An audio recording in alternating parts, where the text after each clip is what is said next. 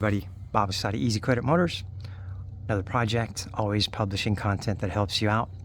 This is a 2012 Nissan Pathfinder LE. Problem with it, this is the power seat. The forward and back function was not working. When I would move the button accordingly, it would just click.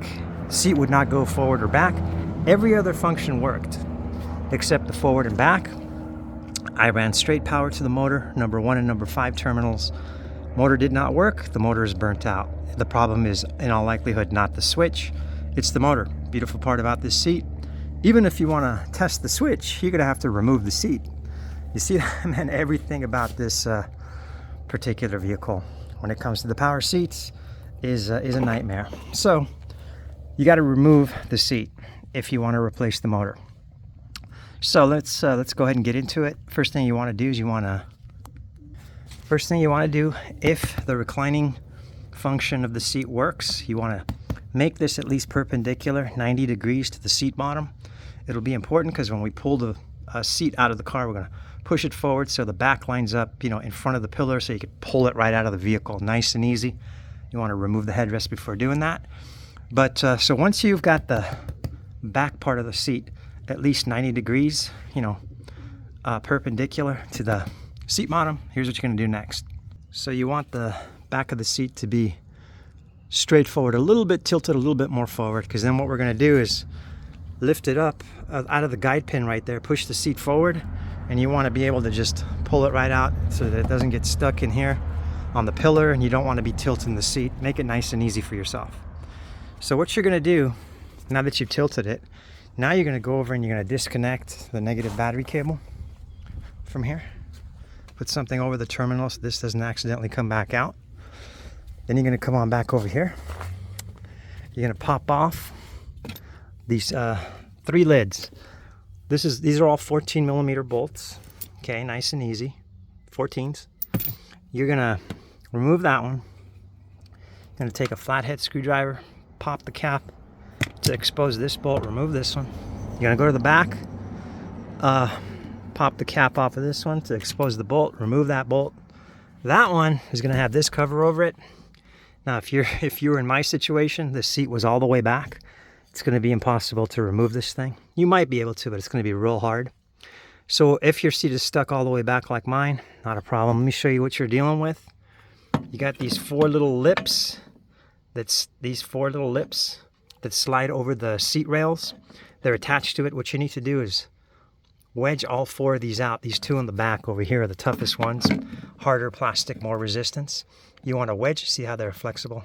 Now that I pulled the heck out of them. But they're flexible. You want to wedge them back so that you could then just pull up and back, exposing that 4th one. I mangled this. Used a set of pliers and everything. Jeez, finally got it off of there.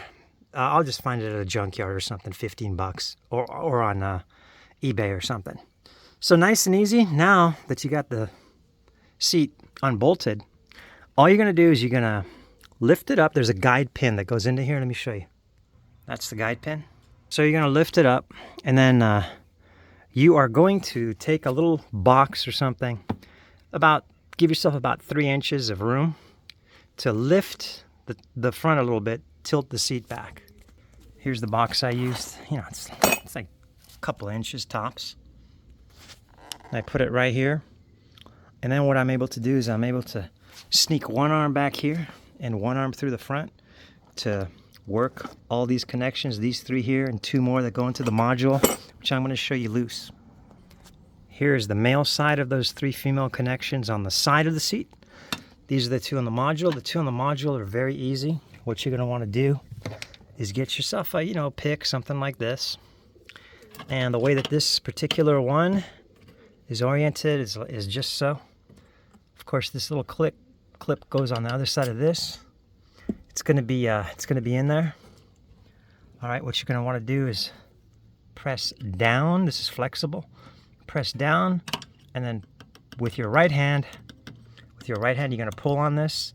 With your left hand, you're going to take the pick right here, push down, pull out. You got this one loose. This one's real easy. It's got a lever.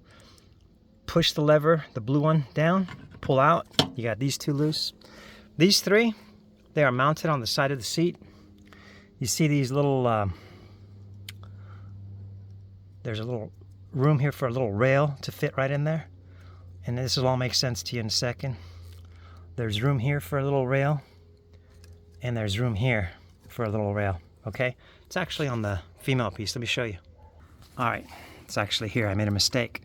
See the room here? This little slot lines up with this little plastic piece protruding out. It slides right in there. It keeps this firm. And then what you want to do with this big white one, there's a lever here towards this edge. You push down on the lever and simultaneously pull out on the male portion, and it'll separate. You'll see there's a little lever and it lines up right here. You'll see it.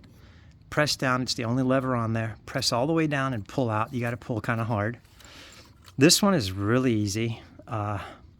With this one, there's a little lever on the male piece that you hold down, separate it. This one, here's the lever right here. This one.